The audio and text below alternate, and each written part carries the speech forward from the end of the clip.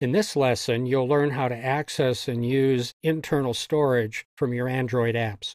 And these are files stored in the device's built-in memory. And we're going to look at the code to do this in an API demo.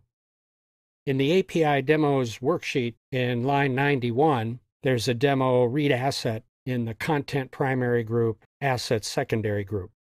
It has a Java file name of read asset. So let's fire it up in the emulator. We'll click on Content, Assets, and Read Asset. And we see the text that explains that the text was read from a raw asset and placed in a text view. So let's open the code in Eclipse. In the Content Source folder, we'll open Read Asset. And line 34 defines our read asset activity. Line 43 uses the setContentView method with the read asset layout to initialize our display. So let's take a look at that layout.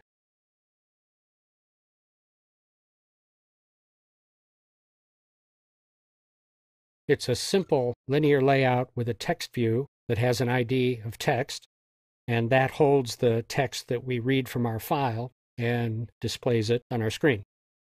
Back in our Java source, line 48 defines a try method that's coupled with the catch method in line 67 to detect file errors. Line 49 creates an input stream object using the open and getAssets methods. And getAssets returns an asset manager which provides access to an application's raw asset files. And this uses a lower-level API that allows you to open and read raw files that have been bundled with your application. And the open method uses the file name readasset.txt. So if we look in the assets folder, we see our readasset.txt file. Back in the source code, line 54 uses the available method to determine the size of the estimated number of bytes that can be read or skipped without blocking for more input. Line 57 creates a buffer for the data using the size variable.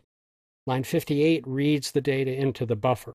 Now for larger files, this read process might need to be more complex, reading through multiple blocks until the end of the data is reached. This is just a simple example of reading a small file. 59 closes the file. Line 65 retrieves the text view from the layout. Line 66 places the text we read into that field in the layout. So that's an example of reading an internal file. To see the code to write an internal file, go to the Storage Options page on the developer's website, shown here.